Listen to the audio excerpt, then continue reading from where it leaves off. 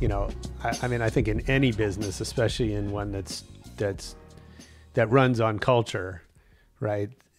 There's an inherent challenge for all of us because the nature of culture is to change, and the nature of business is to not change, right? And you know, corporations are set up to maintain a status quo, and that every company now, you know, certainly this year, but for the last 20, has faced increasing challenges to behave differently than the previous 100 years allowed them to, right?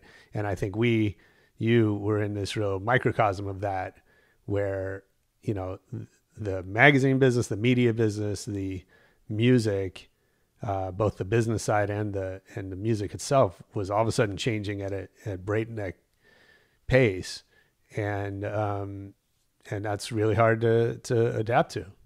Well, yeah, and people need to respect seasons, and seasons don't last forever. Scenes don't last forever. I mean, most great scenes are like 5 years. Right. Like, I mean, just look in history. They're not decade scenes. Right. I mean, disco was probably like a hot 5 years, 74 to 80. Yeah. That was hot. You know, punk, 75 to 80. You know, like electronic music, it's probably like, you know, the real hot phase of electronic music, 94 to 2000. Yeah. I mean, that's the beauty of it in some ways, right? And so anything that can span more than one season, pretty rad in my book. Right. That's why I think Coachella is pretty incredible, that it spanned 4 or 5 seasons at this point, right? You know, and so I think that is, but again, the only way you span seasons is you evolve.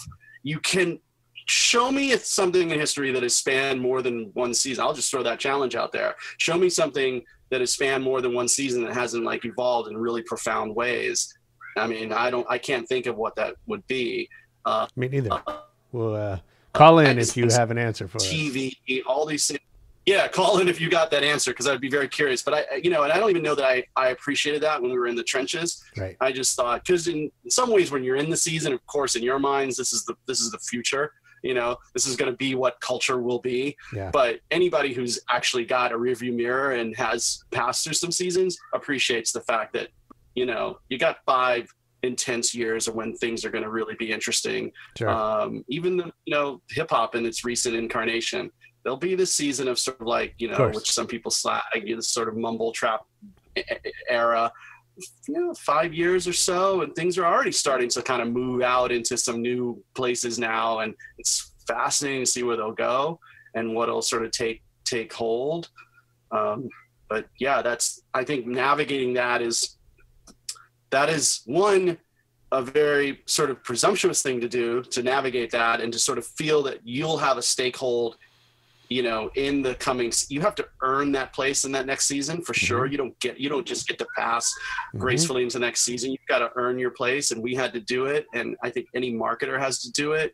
Talk to anybody that's at a company like an Adidas or Nike or you know, digital companies today, like, you know, Instagram, Facebook, Spotify. They'll definitely have to sort of adapt to the seasonal changes that'll come every half decade or so, because that's how culture will move. And that is, I think you have to earn your place at each stage. Yeah.